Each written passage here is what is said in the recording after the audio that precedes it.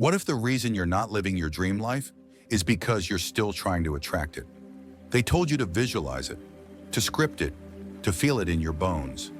But here's the hidden truth. The moment you try to pull something in, you've already declared, it's not here. That belief becomes your broadcast. In the quantum field, you don't attract by wanting, you attract by being. Every time you chase love, peace, abundance, or purpose, you send a signal. It's missing. And the field, loyal and exact, mirrors that absence back to you. This is the trap. We say affirmations, but carry frequencies of fear. We meditate in the morning, then spiral in doubt by noon. We ask the universe to deliver, while vibrating separation the whole time. So nothing changes. The loop continues, until you wake up to this truth. You don't attract what you want. You align with what already exists. Your future isn't something you summon. It's a frequency you tune into. Everything you seek is already here, not as fantasy, but as vibration, waiting for your coherence. Comment below, I am collapsing into my future, to declare your shift. Subscribe and join thousands who are remembering their true creative power. This is more than a message, it's a mirror, and it only reflects what you're ready to embody. You're not chasing your dream life. You're simply tuning into the version of you that's already living it. This is the shift, from attraction to alignment, from wanting to being, from hoping to embodying. Dr. Joe Dispenza calls it the field of infinite potentials, a quantum realm where every possible version of your life already exists as pure energy. And the moment your thoughts, emotions, and self-concept align with one of those frequencies, reality reorganizes itself. Not because you begged, not because you tried harder, but because you became the version of you who no longer needs to ask. The work isn't about rituals, it's not about writing or waiting or wishing, it's about coherence, aligning your inner world with the outer life you say you want. Feel now what you used to delay. Act now as if it's already true. Think now like the version of you who already has it. Not as fantasy, but as energetic precision. Because the truth is, you're not attracting anything. You're remembering, realigning, returning to the version of you who's always had it. That version isn't in the future. It exists now, on a parallel frequency. And it's waiting for you to match the signal. So ask yourself this: what if your delay isn't divine timing, but vibrational dissonance? What if the universe already said yes, but your identity keeps saying no? This journey begins not by doing more, but by seeing differently, by letting go of the lie that you must earn what you already are. When you realize this, the chase ends, the striving quiets, and something deeper begins to stir, a remembering that you were never separate from the life you long for. You were just tuned to the wrong frequency. This isn't a lesson in attraction. It's a remembrance of power. The kind you don't chase but collapse into. Because your future isn't something you pursue, it's something you become. The quantum field has been waiting for your signal all along. What if everything you've ever wanted wasn't somewhere far ahead of you, but already alive, in a version of now you've simply not stepped into yet? This isn't a metaphor, it's quantum reality. In classical thinking, life is a straight line, cause and then effect. You act, then results appear. But in the quantum world, time isn't linear. It's layered, simultaneous, a field of infinite timelines, all vibrating in potential, awaiting only one thing: your alignment. You don't attract a better reality, you tune into it, you access it, you collapse it into form, zoom in close enough, and everything in the universe behaves as both wave and particle. The wave is possibility, a cloud of infinite outcomes. But the moment a conscious observer looks, the wave collapses into one reality. This isn't theory, it's proven science. The famous double-slit experiment confirms it again and again. Your observation doesn't just witness reality, it generates it. Your attention isn't passive, it's creative. And this is where quantum manifestation truly begins. Not by pleading with the universe, but by resonating with what already is. Every desire is already vibrating, like a radio frequency. Abundance has a station. Love has a frequency. Your dream life is broadcasting right now. But if you're tuned to scarcity, fear, or survival, you'll miss the signal. Not because it isn't there, but because you're not in resonance with it. And that's the key. Resonance is not just poetry, it's physics. Every thought, every feeling, every identity carries a frequency. And when your internal state becomes a match to the vibration of what you once longed for, the field doesn't give it to you, it reflects it. Your identity becomes the signal, your energy becomes the instruction. This is where ancient knowing meets modern science. When Neville Goddard said, "Assume the feeling of the wish fulfilled," he wasn't talking about pretending. It's not about pretending, it's about embodying. Feeling now what your future self already feels, not as an act, but as a signal, a declaration, a collapse. You don't step into a new reality by trying harder. You do it by becoming it. That's why chasing keeps your desires at arm's length, because chasing whispers, "It's not here yet." And that vibration, it only leads to more longing, more waiting, more distance. But when you shift from effort into energetic coherence, you stop asking. You start allowing, you stop wishing, and you begin receiving. Let's make it simple. Reality isn't outside of you. It's within your frequency range. You're not here to pull it in. You're here to tune in. This means regulating your internal state to match the version of life you say you want. It means feeling abundant before the money comes, feeling love before anyone says it, feeling whole before anything outside confirms it. This isn't fantasy, it's frequency. The quantum field isn't testing your worth, it's responding to your vibration. When your thoughts and emotions align with the timeline of your desired life, the field collapses in your favor, not as a gift, but as law. So let this sink in. You don't manifest from the energy of needing, you manifest from the vibration of knowing that it already exists, and knowing that your frequency is the key. So the next time you feel blocked, don't ask, "Why isn't it here yet?" Ask, "What am I still trying to attract that I haven't yet become?" What version of the future are you holding at a distance simply because you're refusing to feel it now? If reality is a mirror, then every shift begins, not by trying harder, but by tuning deeper. Reality is not a reward, not a prize for effort or worthiness. It's a frequency. And your most powerful access point is your own vibration. Each time you say, "I want this," the quantum field listens, not to your words, but to your energy. And often what it hears is, "It's still not mine." Let that land, because when you desire something from a place of lack, you reinforce the frequency of absence. And that's the hidden paradox. So many souls longing for a new life while still vibrating with the emotions of the old one. You can't manifest what you want, you manifest what you are. This isn't about morality or spiritual hierarchy, it's resonance, pure and simple. The quantum field doesn't respond to your craving, it responds to your congruence. So if your energy says, "Someday I'll get there," then someday remains your reality, always just out of reach, because you're not tuned to the now where that life already exists. Here's the truth. You cannot hold a reality you aren't emotionally calibrated for. Even if it shows up for a moment, you'll unconsciously push it away. Why? Because your nervous system will defend the identity you've kept confirming through your thoughts, feelings, and frequency. Think of your energy like a broadcast tower. You can't tune in to 101.1 FM while transmitting on 87.5.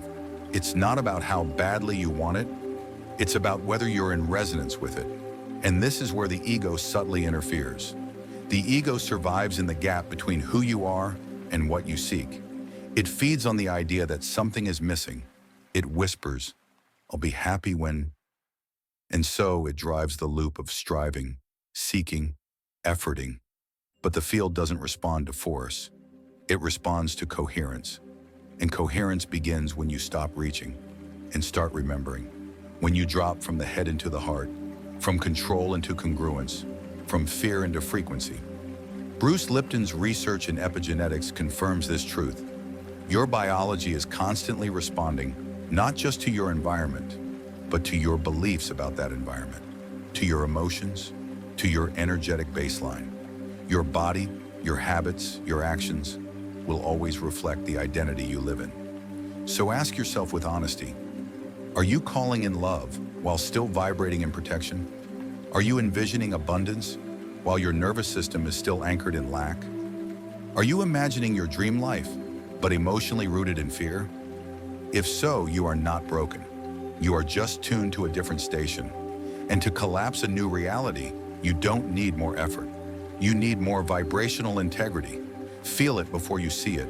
Embody it before it arrives. Become it before your mind believes it. This is where identity becomes sacred. The version of you who already lives that life. What do they feel in their body? How do they move through the world? What no longer triggers them? What have they outgrown? These aren't performance questions. They're invitations. Invitations to align, to resonate, to return to the version of you that was never separate from the life you long for. These are not performance questions. They are frequency questions. Because the moment you begin to embody even a trace of your future self now, you start merging timelines. You move from hoping to holding, from striving to simply tuning in. It's subtle, but everything shifts. You stop reaching. You realize you're already walking the path. And every moment of emotional coherence becomes a step forward. Each time you choose differently, each thought you lift, each belief you soften, you collapse the space between who you were and who you're becoming. And that collapse, it is what the universe recognizes as readiness. Let's anchor this in something simple. You cannot receive what you're not willing to become, but this isn't about pretending or forcing a version of yourself that doesn't feel true. It's about remembering who you already are, beneath the stories, beneath the fear, beneath the old protection patterns. The moment you stop trying to manifest from absence and begin expressing from presence, everything begins to move. Not because you pushed it, but because you became the match, the mirror, the magnetic point of resonance. And in the quantum world, that's all it takes. You may not hear a sound, you may not see a sign, you may not feel different at first, but the moment your frequency shifts, your timeline begins to rearrange. Not collapsing in destruction, but crystallizing, choosing, locking one possibility into form. That's what collapsing reality truly means. Not falling apart, becoming real. And here's what most people don't know. The quantum shift is quiet, internal, sacred. At first it seems like nothing changed, but beneath the surface, everything has. Your frequency recalibrates. Your emotional signature begins to align. Your life starts bending in your direction. But because we've been trained to trust only what we can see, we doubt. We look around, see the same room, the same numbers, the same silence, and we fall back. Back into fear, back into control, back into what feels familiar, even if it no longer serves us. Don't. This is the most delicate, powerful moment of quantum manifestation, the invisible shift. Because the third-dimensional world still runs on time, but the quantum field does not. It responds instantly to energetic alignment, even if your five senses lag behind. That's why faith is more than a virtue. It's a stabilizer of frequency, a vibration that tells the field, I am already here. When you hold alignment after the shift, even when no evidence shows up, you anchor your signal, you amplify your resonance, and you accelerate the collapse. Let's make this real. You choose abundance, you meditate, you feel peace, you drop the old lack narrative, and in that moment, you collapse the field. The quantum begins to move, but your bank account doesn't change that night. The old thoughts creep back in, and you start to wonder, yes, something happened, even if you can't see it yet.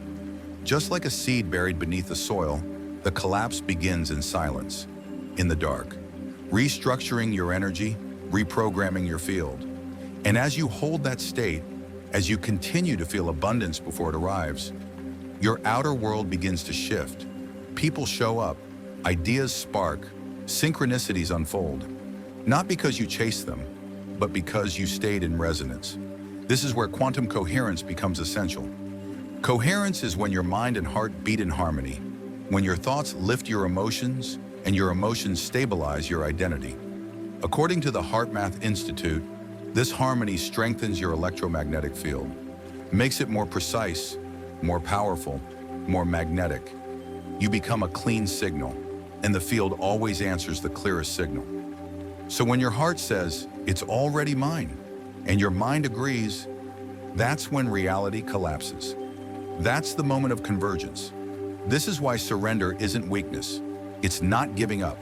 It's giving in to alignment, to timing, to the field already responding. Abraham Hicks calls this the receptive mode. Not effort, not striving, not desperation, but openness. A quiet inner certainty that needs no proof. And from that place, you don't finally become worthy. You become ready. You won't always see when your reality shifts, but you'll feel it. A sudden calm, a knowing, a joy without reason. That's your sign. The invisible collapse has begun, so stay there. Don't demand evidence. Don't rush the external to catch up with the internal. Hold your frequency, and the world will reflect it in time. Because manifestation was never about creating something new. It was always about becoming something true. And once you do, reality has no choice but to meet you.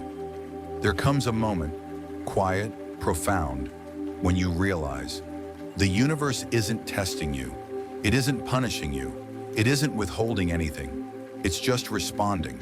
The quantum field doesn't judge. It doesn't care about your past, your mistakes, or your goals. It doesn't measure your worth. It only reads one thing, your frequency, and it reflects it, perfectly, faithfully, without exception. This is why life sometimes feels contradictory, because your words say one thing, but your vibration whispers another. You may be visualizing abundance, but vibrating scarcity, affirming love, but resonating with fear, dreaming of freedom, but clinging to control. And the field doesn't debate, it mirrors, not out of cruelty, but out of law. This is the shift. Manifestation isn't convincing the universe to give you something. It is tuning into the version of yourself who already has it, because that version already exists in the field, in potential, in frequency. But you can't access peace while vibrating chaos. You can't receive worth through the lens of self-doubt. Not because you're unworthy, but because the frequencies don't match. So what do? You stop trying to control what's outside and start curating what's within. You observe your thoughts, gently, without judgment. You feel into your emotional baseline, not just how you feel sometimes, but how you feel habitually. Because that baseline, that quiet hum beneath your life, is the signal you're sending. And that signal is what the universe has always been listening to. It's the frequency you hold when no one is watching that quietly shapes your entire reality. When you begin to take full ownership of your inner signal, everything changes. You shift from victim to creator. No longer asking, why is this happening to me? Instead, you ask, what vibration am I offering that's calling this in? Not from guilt, not from blame, but from awareness and power. The field mirrors what you are, but most keep polishing the reflection, never realizing they must change the signal, trying to manifest wealth while still holding onto a story of lack, seeking love while believing they're not worthy, wanting a new world, but never tending to the one inside. And still, the field reflects exactly neutrally. So pause and ask yourself honestly, what am I consistently observing? What emotions am I rehearsing every day? What frequency am I living in? Not just while I meditate, but in my everyday reactions. This isn't about being perfect.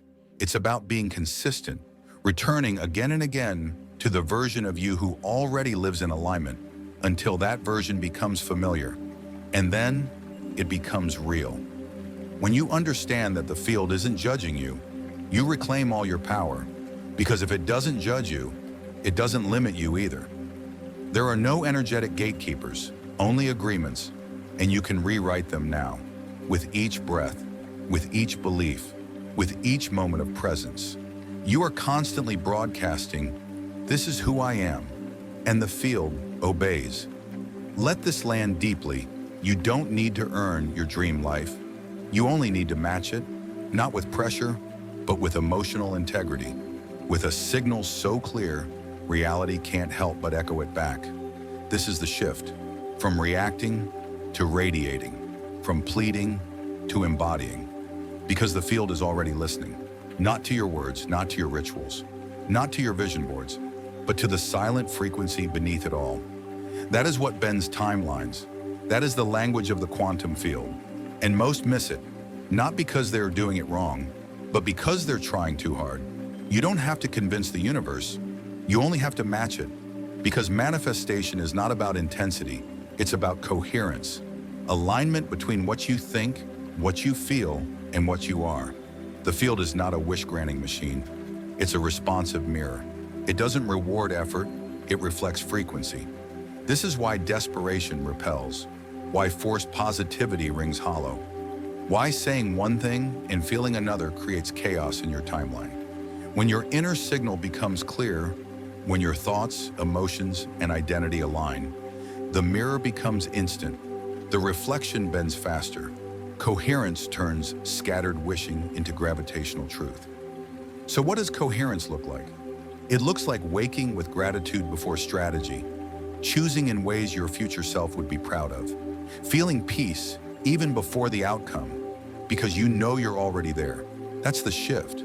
From micromanaging reality to harmonizing with it, from forcing to allowing, from doubt to resonance. Because every time you enter true coherence, your heart emits a powerful electromagnetic field, a signature more potent than thought, more magnetic than effort. It speaks to the universe in real time, and the field listens. Surrender is not passivity, it's precision. You don't give up your dream, you give up the fight. Because you've already become the match. You don't need perfect timing, you need energetic clarity. You don't need to manifest harder, you need to remember who you already are. Here is the highest truth. You are not waiting for your future. Your future is waiting for your coherence. And when it clicks, when you stabilize in peace, truth, and emotional integrity, the shift becomes effortless. Reality doesn't change because you forced it. It changes because it no longer can resist you. You've become the magnet. You've become the mirror. And the field always reflects what's true. So ask yourself now, in stillness, what am I broadcasting? Because the quantum field is always listening. If something inside you stirred while watching this, trust that feeling. Subscribe and be part of a space where inner truth meets outer transformation. Your frequency led you here for a reason.